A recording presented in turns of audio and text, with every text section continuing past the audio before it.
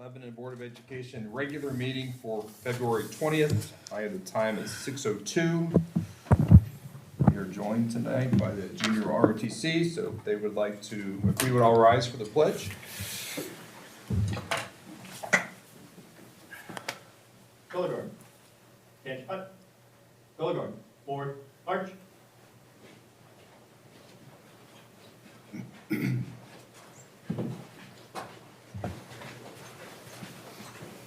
Colors. Color strength. Arch. Carry. Colors.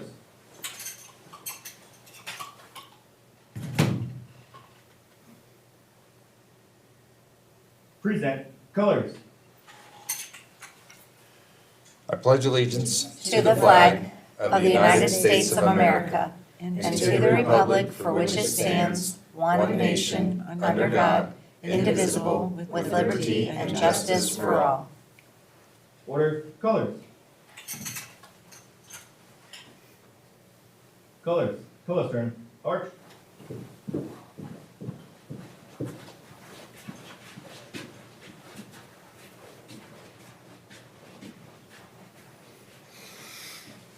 Thank you. And we will give them a second to rejoin us in the room.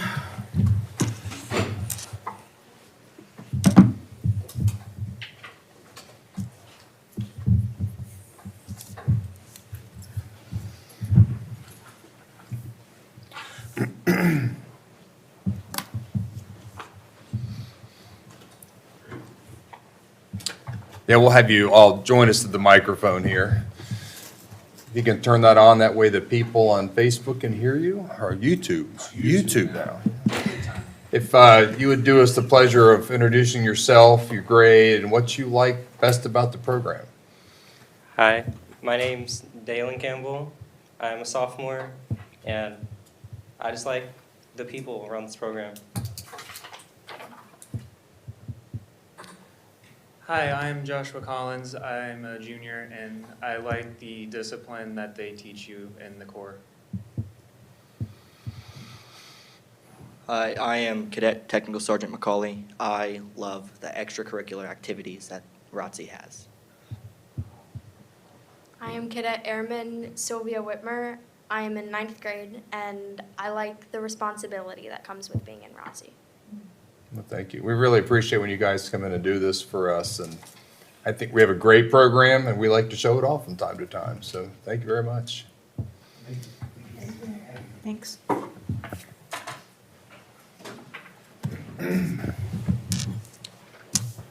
Mrs. Irvin, roll call, please. Mr. Blaine? Here. Mrs. Cope? Here. Mr. McCutcheon? Here. Mrs. Dalton? Here. Mrs. Berry? Here. Item number 4, adoption of the agenda. I need a motion to approve the agenda for the regular meeting February 20th and presented. So moved. Second.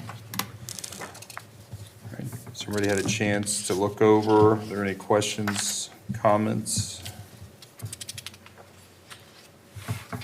Roll call, please. Mrs. Cope? Yes. Mr. McCutcheon? Yes. Mrs. Berry? Yes. Mrs. Dalton? Yes. Mr. Lane? Yes. Motion carried. Item number 5, communications reports. A is hearing of the public. It's a big crowd this evening. Mr. Gliotti abstains. Moving on to B, student board member update. Alexa Lane. This is the wrong one? That's why you looked at me funny. Well, I'm gonna stop casting so this doesn't get awkward. Apologize.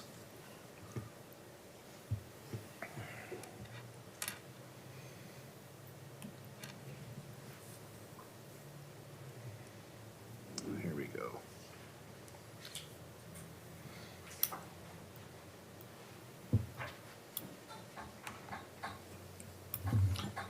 Alright, so this is for some events in January and February because I wasn't at the last board meeting. So the first event is the NHS blood drive, which took place on January 26th.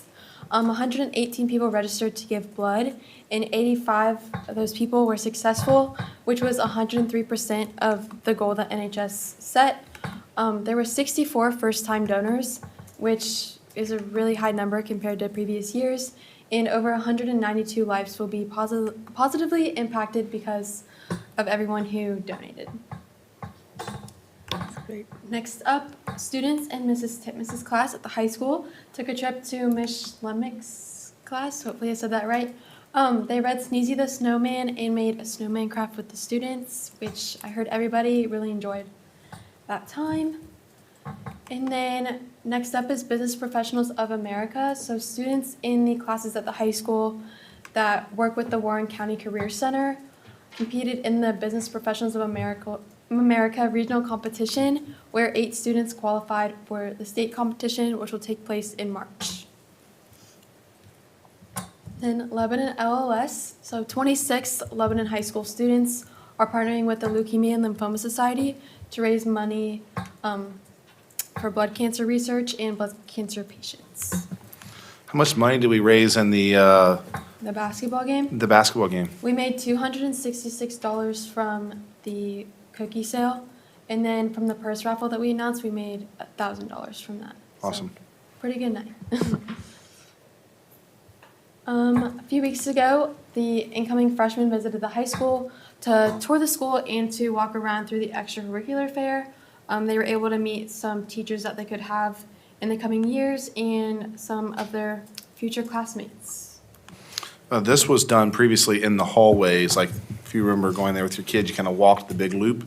So they moved to the gymnasium this year, and the feedback from the high school administration was like, this was a much better way to do it, kind of in one spot. So I And for the record, Mr. Severs, Mr. Gliotti, and I all apologize for our sons about to be freshmen next year. That's right. So,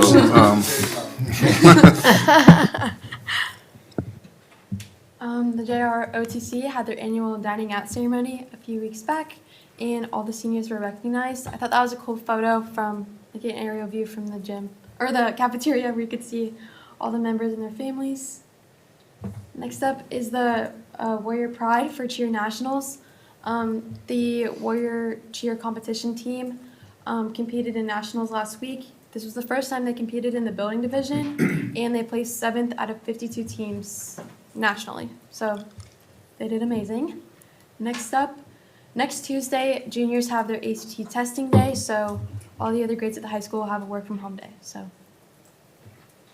So just as a requirement, the state of Ohio pays for every junior in the state to take the ACT. So we offer it on one day in order to kind of get the best possible testing environment that we can get there. It's proctored and kind of spread out across the building. So the other grades will have assigned work to do from home that day, so they're not in the buildings, passing periods, doing things like that, causing disruption, so. Anything else? C is superintendent reports. Mr. Severs. Yeah, so I sent an email to the board today. I want to pull up sort of the strategic planning discussion that we did here. Strategic planning discussion that we did, that I sent an email today to the board, but wanted to touch base with just sort of letting the community know what's going on with this, and then the process. So we chose the impact group. We did that at the special board meeting. They're going to begin work actually March the 6th. And so board has sent you guys an email today. I don't know if March the 6th works, but the reason we chose that day is they're kind of going to be in the area. So they want 1 hour of time with the Board of Education exclusively to begin the process. If that doesn't work, absolutely doesn't work for the members of the board, then we can maybe look at moving that to a different time. But they've given us sort of a 3-hour window, and that 3-hour window is either 1 hour with the board and then 2 hours with building principals and central office administrators to start the process of a SWOT analysis. What are the strengths of the districts? What are the weaknesses of the districts? What are some opportunities that we have, and then threats to that as a district? So really for the board to give the first input along this process, And then there'll be other opportunities for our staff to provide input on Zoom, kind of giving the best broad approach to that as possible. And we've looked at doing that on the staff workday, which is March the 15th, so we don't have to pull anybody out of classroom time. Teachers have workdays at the end of the third quarter, and so they can jump onto one of 3 Zooms throughout the day to provide their input. We're going to have 2 student engagement opportunities, one for middle school students, one for high school students, where we'll ask them to come in and be a part of discussion, a selective group of that, some student leaders and things. Then a couple other ways for us to get input. I'm working with the Chamber of Commerce. Mr. Gliotti and I have exchanged some emails trying to get maybe business leaders to be a part of that for a community leader focus group, parent focus group that would happen. And then everybody's going to have the opportunity to fill out a survey. We're going to send a postcard that will be a part of this process coming from the strategic planning company. Everybody will get it, whether they have kids in our district or not, into their mailbox, the opportunity to go to the website, fill out the survey. We want to get input from our community on that. We'll have some of those surveys as well.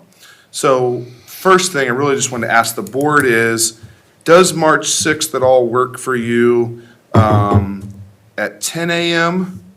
or at noon for a 1 hour? If you can't come in person, could you join remotely on March the 6th if they were to do a board member time that day? I already have 2 meetings scheduled for the 10 a.m. slot, so obviously noon works better for me then. Okay. Mr. McCutcheon, I responded that day worked for him at either time. Kim, could you That's make good the for noon me. available? Yeah, that's fine. Could the noon work for everybody that day? Noon will work for me. Yeah.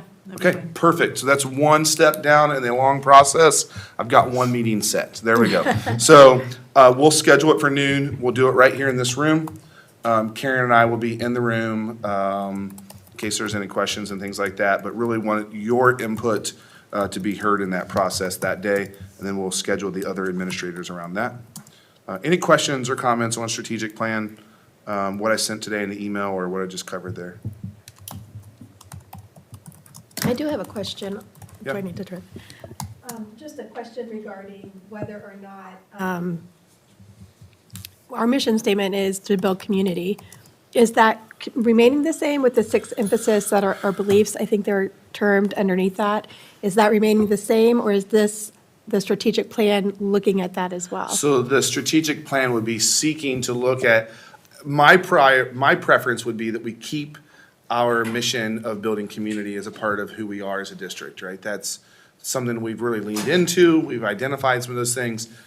This would be something that looks at what we have defined as the 6 goals or underneath how we build community, whether we keep those and refine those or whether they become something completely different. So when they did the building community mission statement work before, I don't know how much of a process there was, and really those 6 statements were, we build community inside of our classrooms in this way. We build community in this way. So there were more definitions of that.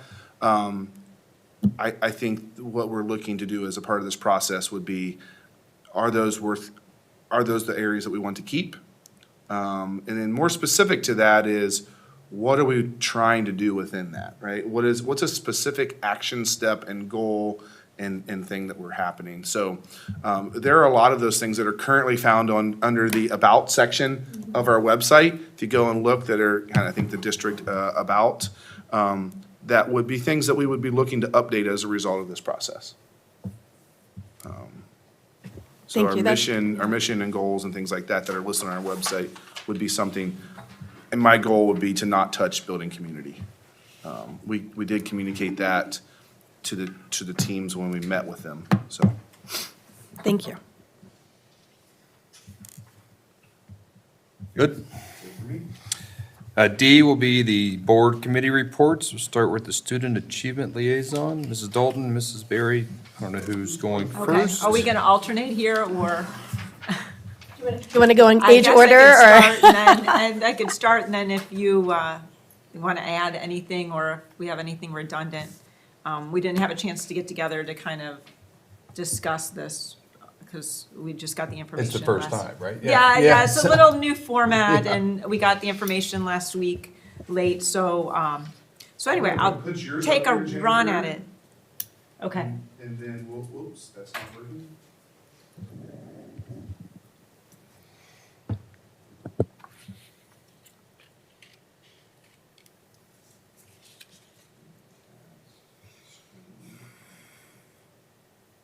Apologize. That's okay.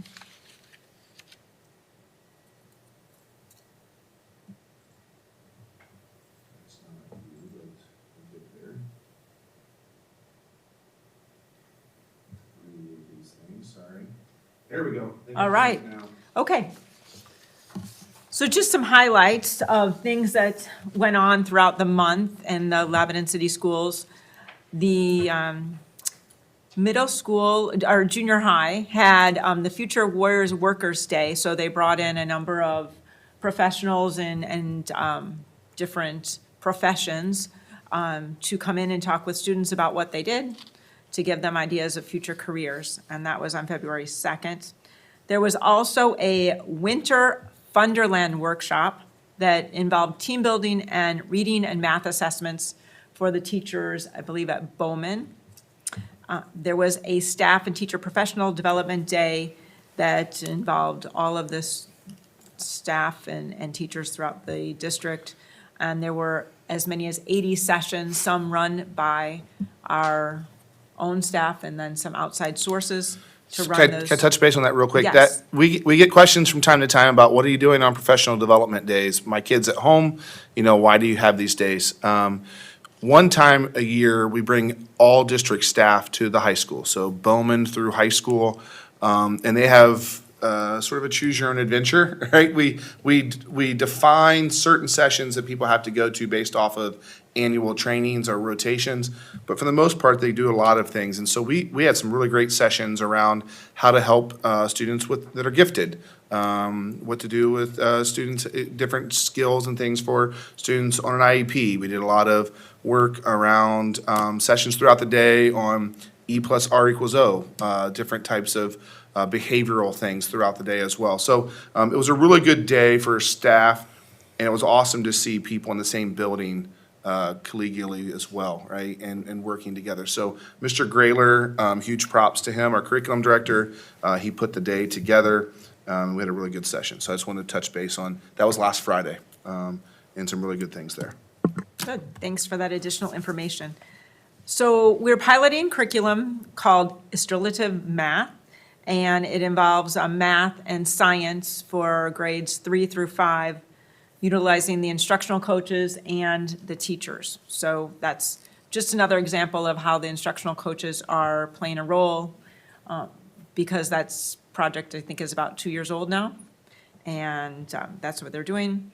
The phonics curriculum at Bowman was piloted in the 3rd grade and resulted in some improvement in our reading numbers, so that is encouraging.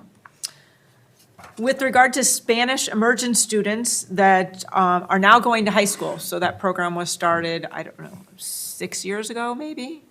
Is that what you're thinking? They'll be going to the junior high, but yes. Oh, they're going to the junior high? Yes, so 7th grade, not Okay. 9th. But this is year 5 or 6 for that Okay. program, yeah.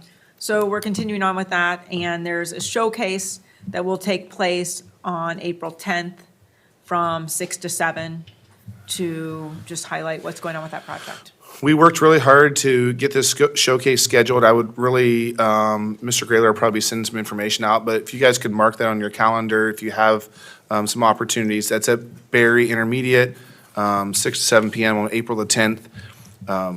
Michelle and Roy and I were in a couple buildings last week, and we walked into a Spanish immersion classroom, and we all three walked out and said, wow, that was cool, right? It's a great program.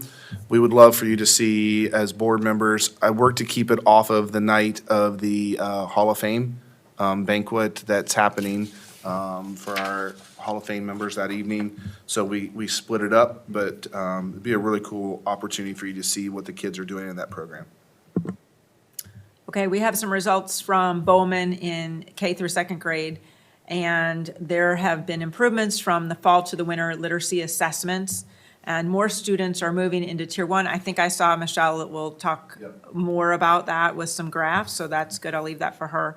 And the fourth graders will be going to Countryside 5 times for their Learn to Swim program in February, March, which I think is a great program, and we're grateful that Countryside provides that, because I think it is a confidence builder, it's a socialization thing, and it's important that kids learn the skill.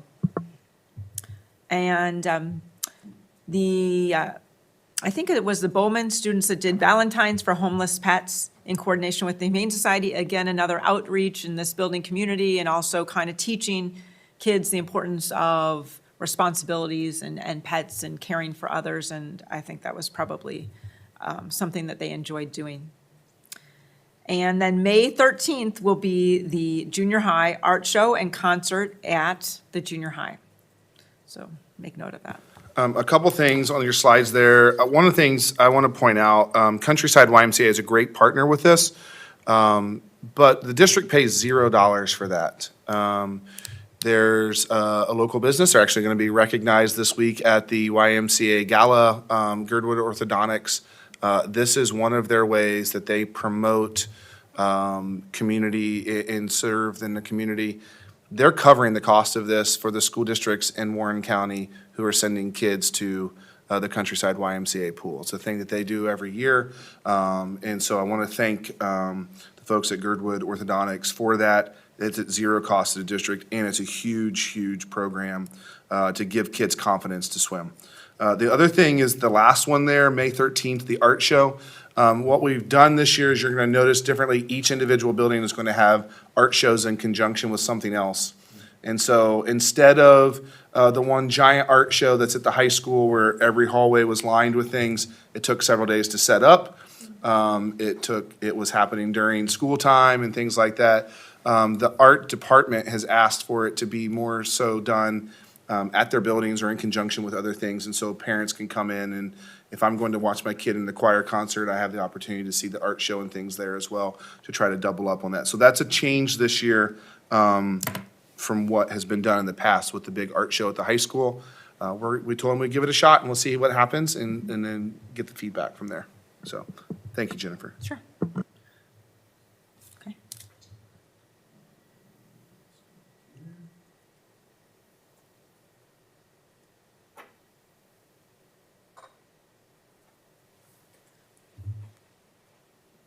Mr. Gliotti, before you go, thank you very much for your help yesterday moving the old press box. So publicly, thank you for your trucking expertise. I'm headed to the next building, but Thanks. since I've got the floor for a second, just want to thank you all for everything you do. Appreciate it. Thanks.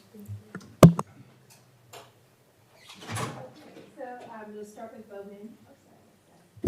So Bowman, they did their winter assessments for their reading, and I just basically copy and pasted what the principals shared. Just great news as far as you can see at the top, our third tier, the red little square, it's shrinking, which is great news. I think they were saying a large majority, 20 students, are now low risk. That's a huge improvement there. Our yellow is also getting smaller with our green on the bottom, proficient readers getting larger. So that's just wonderful news, and really a quick turnaround, I think, from the phonics program that's been introduced. So a couple things there just to point out. You guys have seen this as a board, this graphic before. We looked at this as how do we improve literacy. It will show up as an indicator on our state report card as well, that early literacy component. We implemented Fundations, which is the trademarked curriculum up there at the top. It's phonics-based instruction.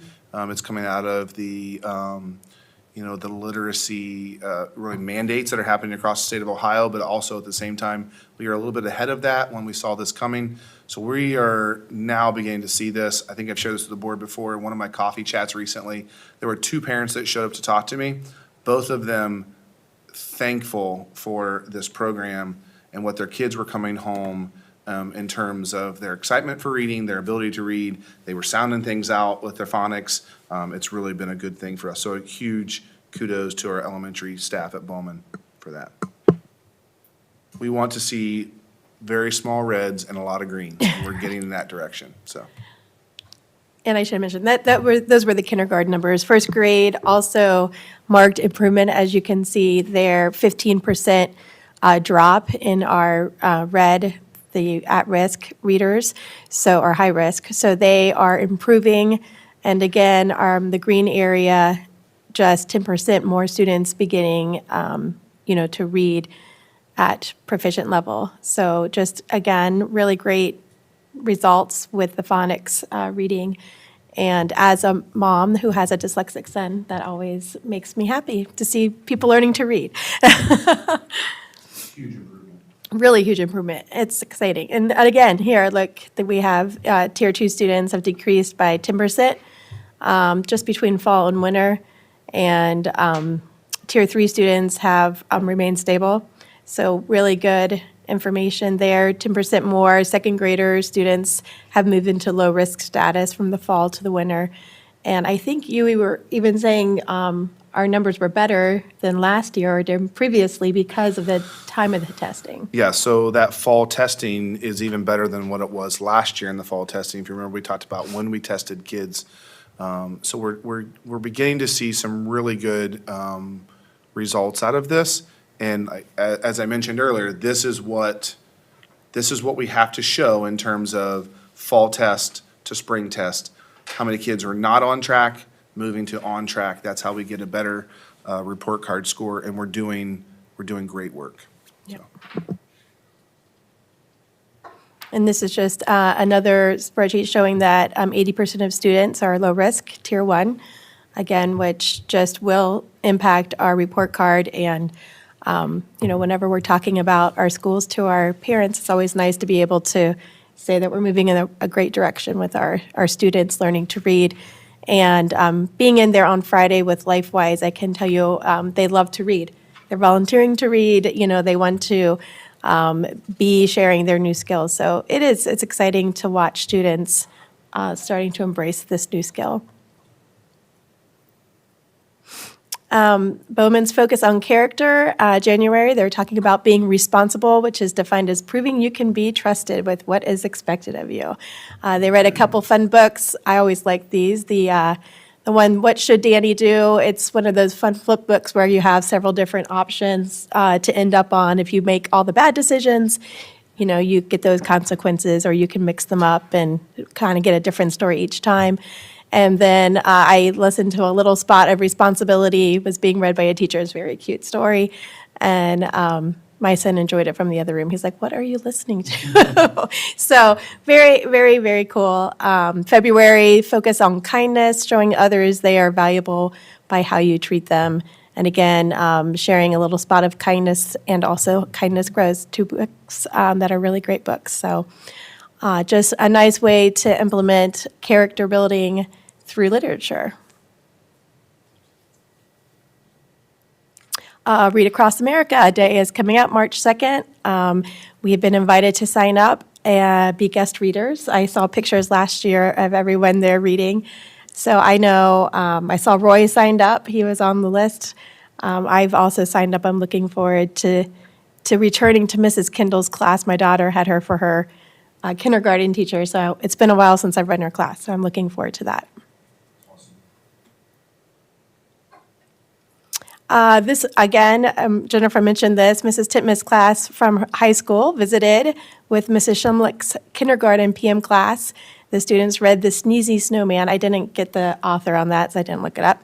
And they made a snowman craft, and I just thought these pictures were great because I just love seeing the peer interaction between our high school students and our younger students in kindergarten working together. And kids always like to look up to the older kids, and I think some good connections were made there over books and crafts.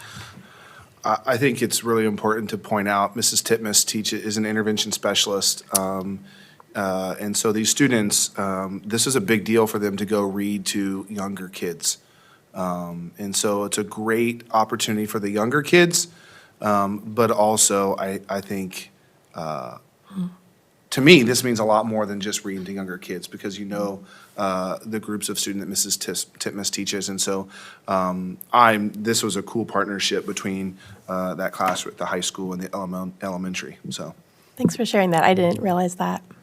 Does make it more special. And these are our current preschoolers. The preschool lottery closed, and they had 56 interested families and 37 spots. So it looks like it's going to be a busy preschool planning season. And then our preschool, on the next slide, our preschool students met with police officers. One, Benny's dad, apparently is a Mason police officer, so he came in the morning session and visited with students. And then Officer, I think it's Cooper, Bowman's resource officer, was able to, no, I think it says, is it? Okay, yep, he taught safety in the afternoon. So the kids were learning about uniforms. So I thought that was a great introduction, always good to talk about safety. And then talking about our preschool team left Bowman and attended the Warren County Career Center, or is it Service Center? Kindergarten Readiness Summit. And they met with other preschool teachers as well, letting them know that soon is time to sign up for kindergarten registration and how to prepare for parents to prepare for kindergarten. So Mrs. Connor is keeping busy, keeping people focused on kindergarten. Yeah, we have a large group of students that will be transitioning from kindergarten to preschool, looking at some of the needs of those kids as well and how we're going to staff that is part of what we're planning for right now. So this coordination time in the next couple of months is huge for us. And we had two teachers that were recognized for Teachers of the Month through the Dial and Hubble Teachers of the Month. I think they each got $250, but they combined it to a $500 gift that they can use toward their classroom. And they got lots, apparently, of votes because the online notes said a heartfelt sentiments were shared and quite a few. So they were thanking all of the parents for nominating these two teachers. Annual PTO sponsored a dance on February 15th. The theme was Color Splash. I thought it was really cool. They had a sensory time for kids who just have sensory issues to come early so that they could enjoy it. And then also Girdwood, in addition to sponsoring our swim program, provided the photo booth there for the kids. The character effect this week, I think these are, I don't know if these were in the announcements, but prudence, bravery, fairness, and being intentional. So each week they have a focus to focus on for character building. So character effect is in place at Donovan and Barry, and it comes with like morning announcements. They talk about what that word is and kind of encourage how that can be displayed during school. So it's a very brief part of the morning announcements, but then it's reiterated throughout the week and day as well. And then this is an example of how some things that go home with parents possibly. This is what I found on their website. Be proactive rather than reactive is how they define being intentional. Use your strength of hope to stay intentional. Hope always allows you to see a better future and helps you make choices that get you there. And they encourage parents to think about with children, what they'd like to do over the summer and make some plans. So maybe during our little winter snow, some parents were dreaming about summer and making plans of what to do. And then the February theme is We're Different and Alike. So focusing on appreciating one another's diversity. And these were just cute pictures of the kids that had written their Valentines to the homeless pets at the Warren County Humane Society. So I thought that was adorable. They were working very hard. Somebody from the Humane Society read the notes and posted to their social media accounts with a dog beside them or a cat, because there was a note written to a specific dog or a cat. And so our students got some love on their social media accounts as well there with Warren County Humane Society. That's cool. That's it. Oh, I guess I did want to mention, Mr. Severs and I, and also Roy was able to join. We were able to attend some of the training for Aaron's Law, and the children seemed to be engaged, especially in the younger grades. They were engaged. Everyone was very respectful to the presenter. She did a good job with staying appropriate as far as age appropriate. And I do want to thank Mr. Severs for the work that he's done with some of the concerns that were expressed by myself and also in the district from parents. And so it was a good presentation, lots of big eyes looking at each other, trying to figure out how to respond to some of the information. So hopefully parents were able to talk with their kids about what was covered during those presentations. It's a very serious topic, but one that hopefully kids are walking away from more informed with their parents, conversation as well. So yeah, it was a good opportunity to be in the classroom. They are following up with parents too on the things that are being covered there as well. There's some letters to home, I believe. So hopefully that continues the conversation. So. Great, thank you.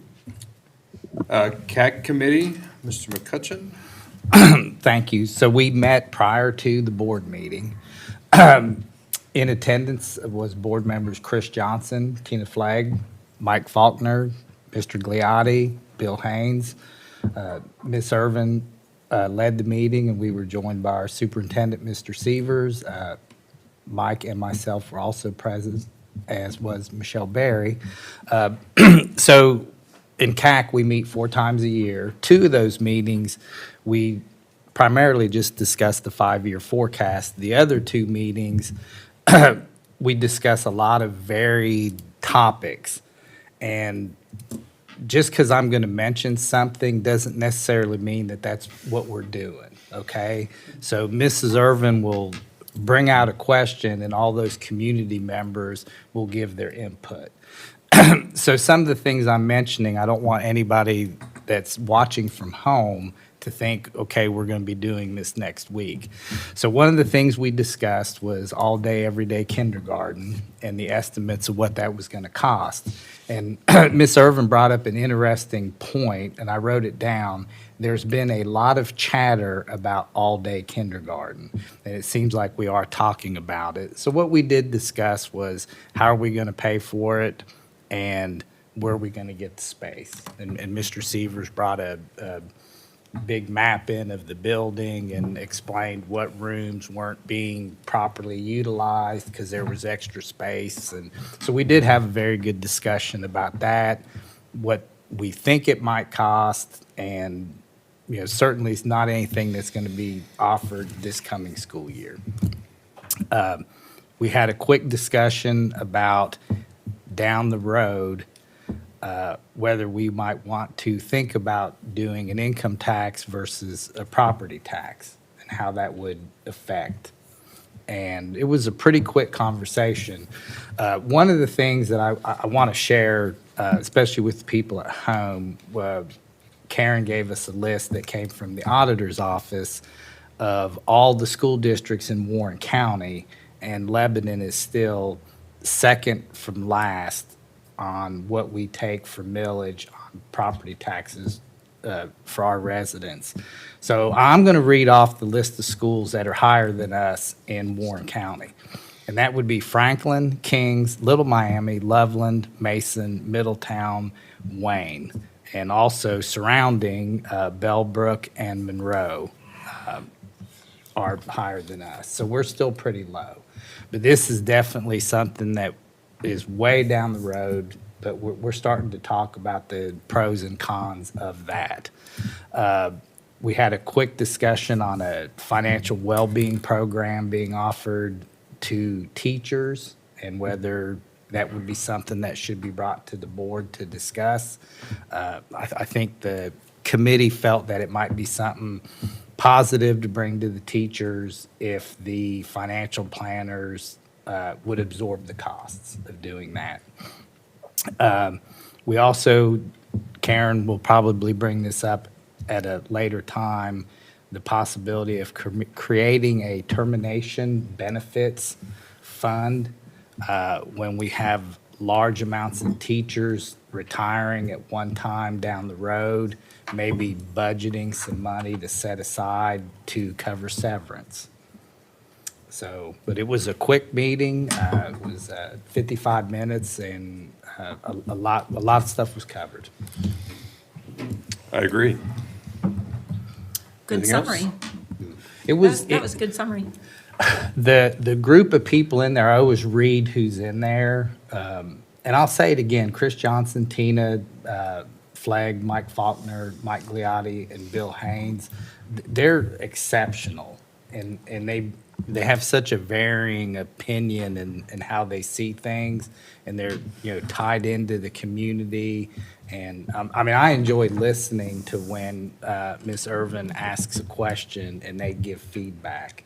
And it's not always positive. They don't agree with everything. If Miss Irvin says, "What do you think of this?" There's, half the room says, "Yeah, that's a good idea," and the other half goes, "Yeah, I don't know." And then everybody gives their opinion. But it's a good group.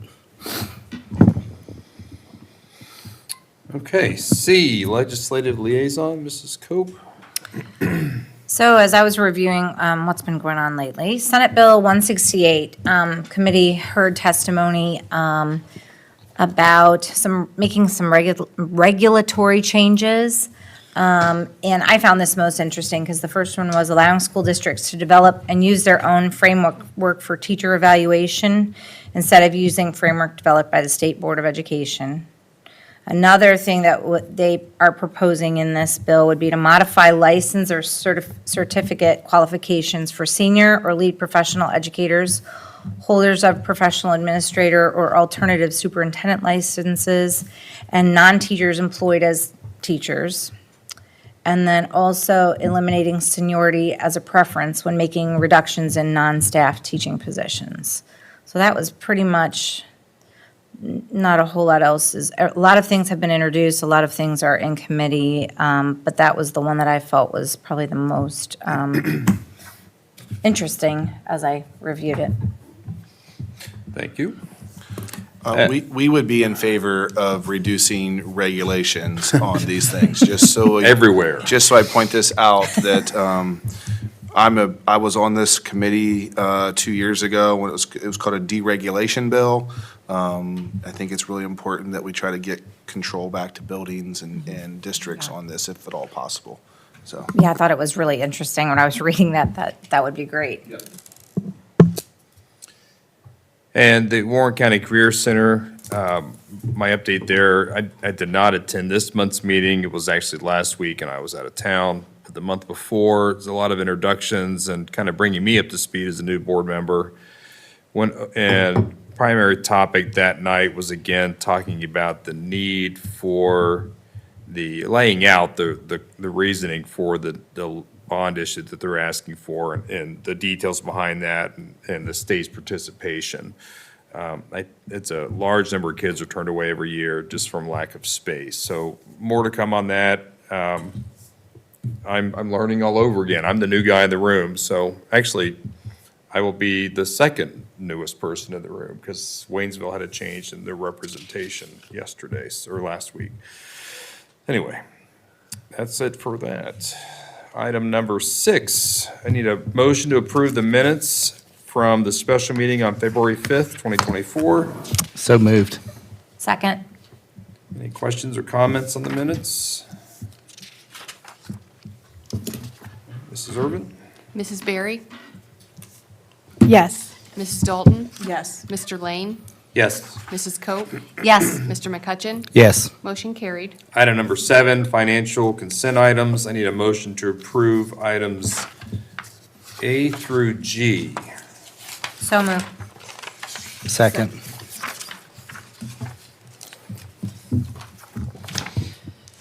Okay. So I always start with this just to keep us fresh with where we're at. This was the forecast as of November.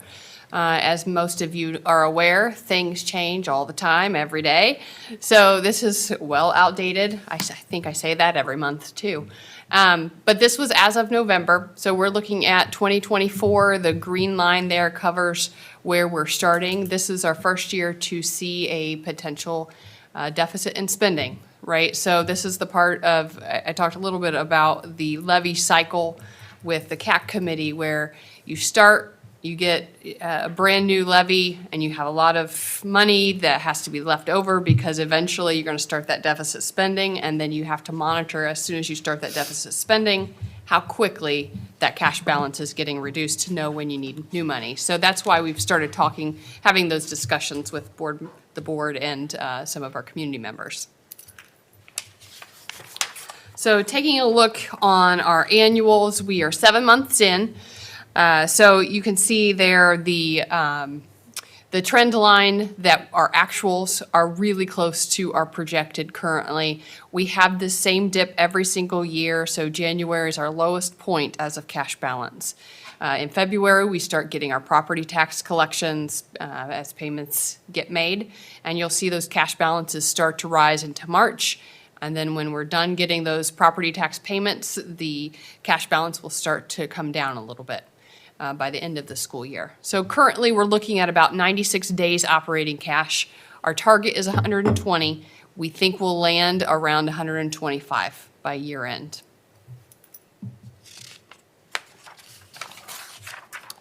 So taking a look specifically 7 months out of the year, our target percentage here now is about 58%. So revenues, we're looking at 51%, which again, I say this every time, but property taxes are a primary driver here. So because property tax doesn't start coming in until February, we see it lower in this month. You'll see at the beginning of next month and then the following month after that, that percentage goes a lot higher because we will have collected most of the property tax at that point. So we're looking really close there. On the expense side, we're tracking right along with what we anticipated, 57%, with a 2% variance there. So looking really good, expecting what we're getting. So that's always a positive picture there. So this is one of the charts that I started last month, giving you an update. This is using our forecast software. We are currently looking at our revenues about 25,000 different than what we have expected. That's pretty great. On the expense side, if you remember last month, it was pretty high. That number has come down significantly. So now we're down to about 346,000.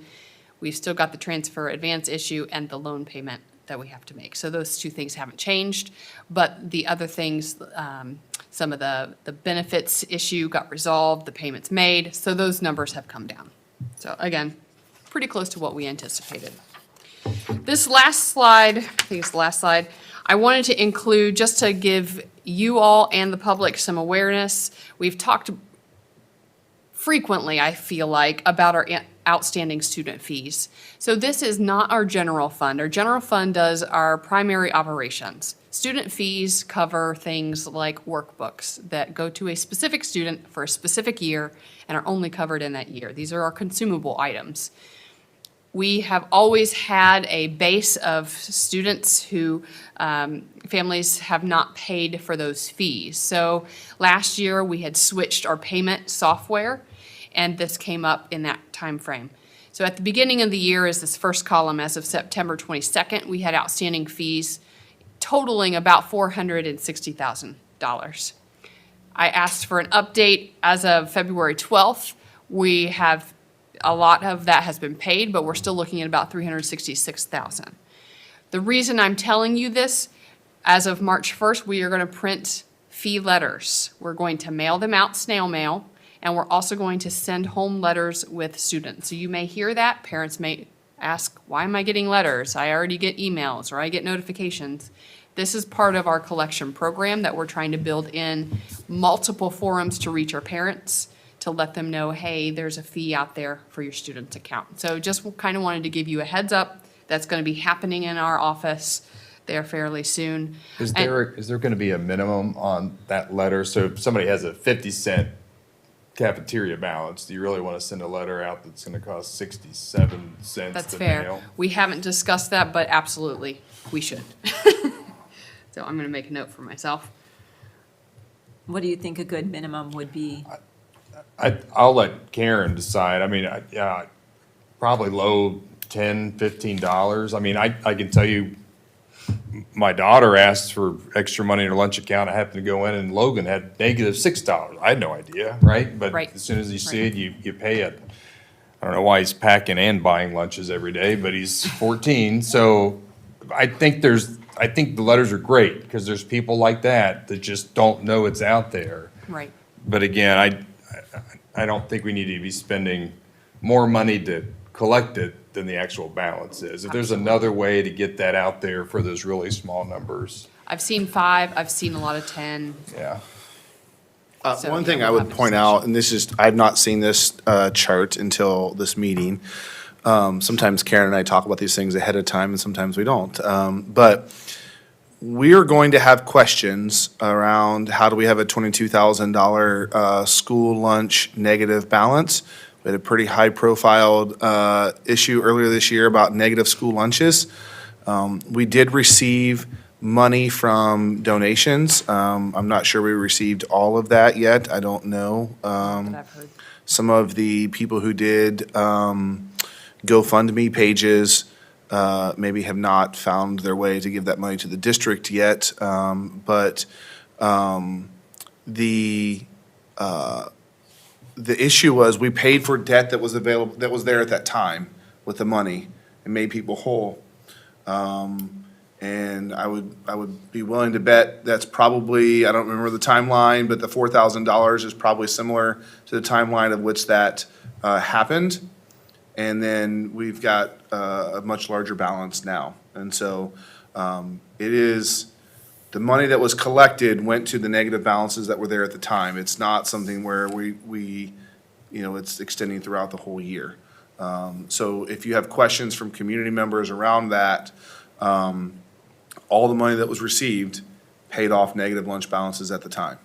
And so that, we're kind of back in this cycle now of what are we doing with those negative lunch balances? And some of it is, like Mike said, right, parent doesn't know, we go in, they get caught up, right? Other times it's, a much larger issue. $22,000 in our school lunch negative balance is growing towards a significant amount there. That is And a that's because we do feed every student, whether they have a negative balance or not. Correct.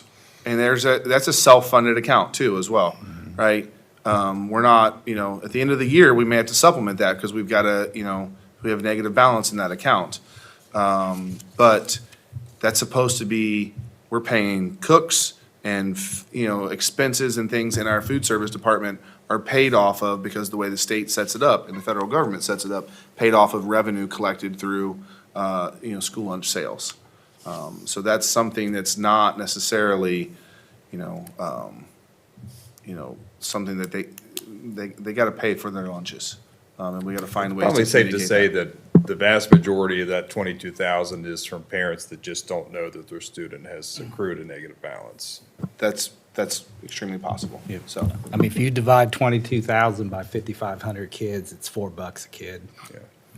Do we know if there's a certain percentage of this 365 that is kind of like low income that we're not going to collect? Or do some That's not students even get assessed. subsidized? So if it's free, if a student qualifies for free lunch, Yeah. the fees do not even get assessed, so they would not show up in here. Oh, okay. So they, like, book fees or whatever, Yep. those are So if the covered. student qualifies Okay. for free lunch on the federal school lunch program, the district does not charge them school fees in this way. Okay, so these would be capable, It's, yeah, and there's Students some that people couldn't that fall in that gap, Okay, right? sure. What the federal lunch policy is. okay. But we're not charging students who qualify for free lunch. Okay. That's a great clarification, by the way. That is. Yeah, I'm so- glad you asked that. So one thing to note, we have had a few situations where parents will call in and say, why haven't my fees been waived for my student? I qualify. We are not, the treasurer's office is not allowed to know that unless the parent gives food service permission to share that with us. So we have a waiver form, they have to sign off, and if they don't sign that, we have no authority to waive it because we're not technically allowed to know it. So the letters might help spur that as well. Yes, it's my hope. The other thing to point out there is the little green box. This is the fees owed by our current seniors. So one of the things we did last year was do a hurry and catch up for our seniors graduating. We're hoping that these letters will head off that process. Seniors, get your payments paid before it's even time to start thinking about graduating, so we don't have to talk about unpaid fees for graduation. So that's the figures there. About And to 58,000. Roy's earlier point, that's a much larger number. That's about 150 per senior, if I'm doing that right, 10. 300. I did 400, Figure of 400 seniors. yeah. Which is, honestly, there are a lot of electives, right? So students are taking classes based on electives that cost additional funds. So for the senior fees, they aren't lunches, No, this would be like this would be a student taking an AP class. AP class. It would be a great example, right? The charge of the AP class and the cost of the test. Is there a way to have the payment made at the time of registration versus trying to collect it in the rear?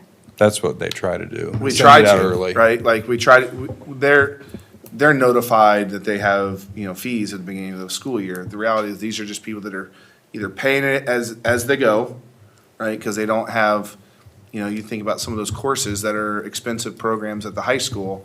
It may be over $100 to take the class. And you take that over a 6-7 period day, classes Maybe they're 2 or taking. 3 kids in the high school per Yeah, family. and Yeah, so it's- they could be looking at several $1,000s in fees if they're all taking those upper level courses or fees. Art class, right? We provide the teacher, we provide the equipment and things in the rooms, the consumable items, right? The paper, the supplies, the things that they're doing for that art class get charged as a fee. That's an example of what we would charge as a fee. It's supposed to be something the child consumes and can't be used after they've taken the course or they've used the supply. Has there been any consideration, I was reading something about a school district that they no longer do fees. How do you make up for, or how would you? That would be coming out of the general fund. So one of the questions I asked when we charge fees. There are some districts that don't charge any fees, and there are some districts that fees are higher than ours. It's all across the board. We've looked at what it would be. I mean, and I don't know off the top of my head, we can get that information. I asked Karen to run it one day, and we were standing in her office looking at the figures. It was a large number. Well, you figure in September is 460,000 after the majority have paid, so you're talking multiple millions a year. We were looking, it was a 7-figure number on fees. I mean, we discussed that last year at a board meeting. It was Big number, significant. yeah. We can run that number and get it back to you if you'd like, for us as well, so. I guess I wonder, is there a way, I mean, when you go to college, right? I mean, you basically can't register for a class till you've paid that fee. Is there a way to tie, because we do offer classes that don't have the fees, they tend to be the accelerated classes, is my understanding, or what would be maybe considered extra classes? So one of the things we tried this year that actually worked really well, in some of our music programs, the fees are much higher, right? And so for families, it's really difficult to say, pay that whole thing up front. So what they did, they developed a program of, I can't remember, 5 or 7 payments, and if you don't pay this amount by this date, you have to sit out on this performance. That worked really well. That was our pilot. I talked with him the other day. We're going to try that for some of his other groups because those are higher fees. The challenge is, unless a parent calls in, we don't necessarily know who has high fees and who doesn't have high fees, right? We're more than happy to work with parents, and there are a lot of parents who pay incrementally. But to get it up front, you'd have to have some teeth behind it. And so you can't not educate the student, right? So what are those extras per se? Does that make sense? That we'd have to think about. Well, I kind of, I'm And sorry. we do have, there are fees associated with almost every class. Because again, it's the things that they consume. So a math classroom it's it's the workbook, right, that they may be using. Without the workbook, they don't have the practice set of things to do. If we were to say they couldn't start the class until the fee was collected, we would have a large number of kids that wouldn't be getting a required math class in that example. So it's not just the electives. The electives are higher in some circumstances. The upper level sciences, which is a graduation requirement, are still graduation requirements, but it's going to be more cost associated with that than another class that doesn't have labs. So the other thing to point out here, when we talk about fees, our current board policy says they have to pay the fees by time of graduation. So we're typically getting the money by the time they get to the end in order for them to get their diploma and participate in graduation. It's just carrying it for a period of time. So that's something, this looks like a large number, right? And it is, but to Mike's point, our senior graduation deficit of $58,294 right now is about $145 per kid, right? So it's not a huge amount per kid. And some people have paid all their fees, and it may be that somebody owes $700. We still have the obligation to educate them and let them pay this over time, so. Thank you. That's it? That's it. I'll read through the rest of the items under financial. C is amended appropriations. D is amended certificate of estimate resources. E is a fund transfer. So this is the similar moving from one grant to another that you see frequently. F is a list of almost 2 pages of donations. That's incredible. And G is a substitute temporary position salary schedule revision. So this one, we have a substitute rate salary schedule that we get our substitutes through the COG. We have that schedule. So that's what this is for '24. So any questions on items A through G? Roll call, please. Mrs. Cope? Yes. Mr. McCutcheon? Yes. Mrs. Berry? Yes. Mr. Lane? Yes. Mrs. Dalton? Yes. Motion carried. Item number 8, public records requests. I did see that there were a couple of those that you took care of. Item number 9, need motion to approve items A through N. Am I okay with that? Under educational items. So moved. Second. Thank you. Item A is an overnight out-of-state extended student trip for the varsity track team to Eastern Relays in Kentucky. And also the marching band to Disneyland and Universal Studios. B is approve the resolution authorizing membership 2024-2025 to OHSAA, the Ohio High School Athletic Association. C is a list of handbooks for the spring sports to approve. D is a list of parent surrogates for Lebanon City Schools. I said A through N, I meant A through D. We have to go back and do that again, aren't we? That's all right. D would be fine. We had to stop before personnel. So, I just want to point out the parent surrogates, I had to do some research myself. We had a parent surrogate before. They were previously board approved. It's a requirement of law.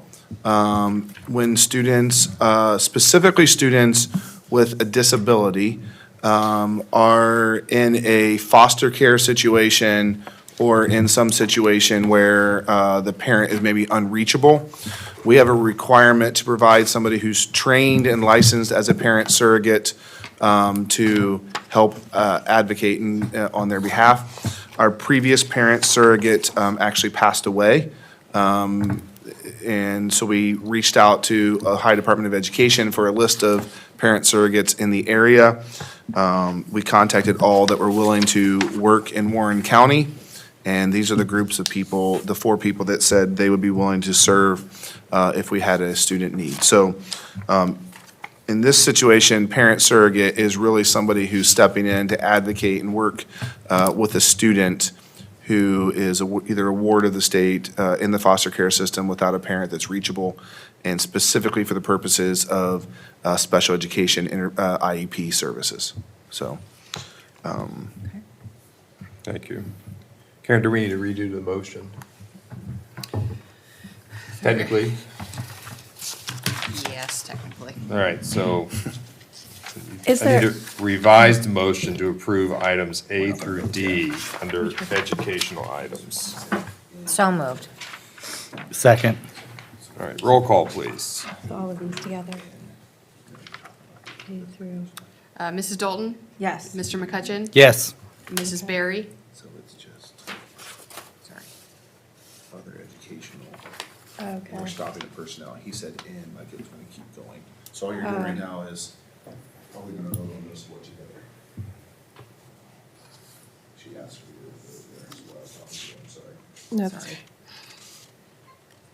I think I did it again. I guess if this is just an opportunity to say, I will vote, the OHSAA still has a information about not protecting female sports. They call it their OHSAA transgender student policy. And I do not feel comfortable with allowing our female athletes possibly having to play with others of a different, that are larger than they are. So I'm going to vote no. I'm sorry, I should have had that separated. I will get better at this as time goes on. And you would have to have it separated, but when we go through, are there any comments or questions you'd like to talk about? Yeah, I guess I don't really know yet when I'm supposed That's to fine. be doing Yep. that. So would it be at the beginning again, at the whole meeting, or? So what we did was, there was a mistake earlier. Mike said we're gonna vote for A through N, and think it was gonna extend through personnel. We took the motion, and we ended up talking about, Just A through we ended D. up talking about A through D. So we're going back now to say we're gonna just vote on A through D, but we didn't vote yet. We are voting right now. That was, Yeah. okay. Okay. So that So was the time. this This is the motion. The motion to amend the original motion. Okay, gotcha. So And this is, So you, right now, you're just voting on, can we vote on A Can through we D? vote on it? Go vote on it again. You're gonna A vote through on it again D. whether you approve it. So are you okay with us voting on A through D? You're not Instead of saying A yes or through no N. right now into the items, you're saying in yes or no to opening up this for discussion. Okay, so I could still request that B be separated from the consent? So we have a first and a second, so right now you're just voting on the motion itself. so we're changing the motion, you're fine. We're changing the motion from AN to AD. That's what this Oh. vote is. Gotcha, yes. Sorry. Okay. Mr. Lane? Yes. Mrs. Cope? Yes. Motion carried. Now we're doing the original with the revision. And so now, we've already talked about it, unless when we get ready to vote, you're going to vote no. And you're going to say why you voted no, which you just did. Yeah. Right, so that would. So be- now we're voting so on that would be approving A through D. So is there, when would I? Back in the motion to, back at the beginning, when you adopt the agenda, you can request then if you want to pull something out. That's when I would request. Yes. Yes, that's- Oh, You're you're good. fine, you're We're fine. here, we're here to help, I got you. So now we are, roll call for approving items A through D. Yes. Mrs. Cope? Yes. Mr. McCutcheon? Yes. Mrs. Dalton? Yes. Mrs. Berry? No, and I'm sorry to the Disneyland trip and everything else. That looks like a lot of fun. Go. Mr. Lane? Yes. Motion carried. Item number 10, personnel. Now I need a motion to approve items A through N. So moved. Second. All right, I will read through these. Stop me at any time. So A is a couple retirements.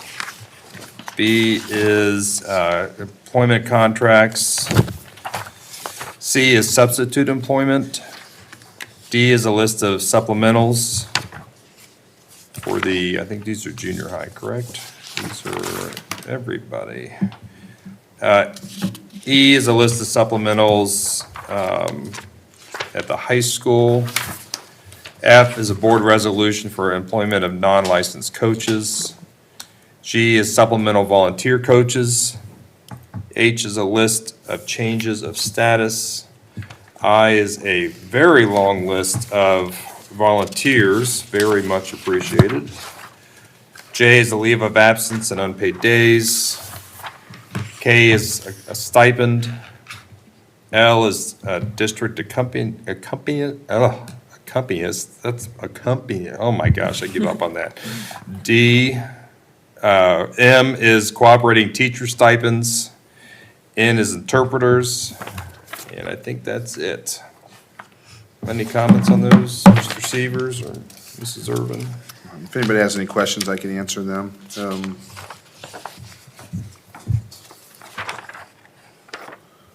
I don't think I have anything specific on any of those. One thing about the volunteers, just want to point out that we do require all volunteers to go through a background check, whether they're going to be volunteering to coach a team for a whole season or volunteering to go with their student on a field trip. It's something that our district does. And so those folks, for a wide variety of reasons, of volunteering with the district, we thank them for it, but also in case anybody's wondering, we do require full background checks on those folks, so. So roll call, please. Mrs. Cope? Yes. Mrs. Berry? Yes. Mr. McCutcheon? Yes. Mrs. Dalton? Yes. Mr. Lane? Yes. Motion carried. Item number 11 is other business. I need a motion to approve approve Lebanon High School diploma for Mr. Randy Albertson. So moved. Second. Did you guys make questions about that, or did you guys see the information in the packet about it? I don't know Mr. Albertson myself, but he reached out to us requesting if there was anything that he could do to achieve his diploma. It's one of his real things in life that he wishes he would have finished. But at the time, he left school to go join the military and fight in Vietnam. And so when we began to talk to him and get some information, we realized that the state of Ohio allows the boards of education to grant a diploma to students who left school to serve in the armed forces, as long as they successfully completed their time in the military. And Mr. Albertson had a career in the military, and his children went on to get their degrees. And he said, I would like to finish this, and I'm willing to do whatever schoolwork I have to do. And we were able to reach back out to him and say, the state of Ohio allows us to grant this without any extra work. Thank you for your service. And so we offered him the opportunity to come this evening and to receive his Lebanon High School diploma here. He's unable to attend, but this will be an official Lebanon High School diploma for a person. So, Mr. Albertson, if you're listening at home, or you get this at some point in time, thank you for your service. And it's my pleasure to present to you a high school diploma from Lebanon High School. Welcome to alumni status, right? After all this time. Yep. That is Great great. I think I went to school with his son. This is cool. Yeah. You didn't hear that. She said, no, you went with him. Sorry, Roy. It's okay. Item number 12. Oh, we need a vote. We need to move. Oh, I'm We need sorry. to vote. Can we have roll call, please? Mr. Lane? Yes. Mrs. Cope? Yes. Mrs. Dalton? Yes. Mr. McCutcheon? Yes. Mrs. Berry? Yes. Motion carried. Item number 12, I need a motion to enter into executive session to consider the employment or compensation of a public employee or official. So moved. Second. Roll call, please. Mrs. Dalton? Yes. Mrs. Berry? Yes. Mrs. Cope? Yes. Mr. McCutcheon? Yes. Mr. Lane? Yes. Motion carried. And when we come out of executive session, we will not be voting on any more items. Thank you.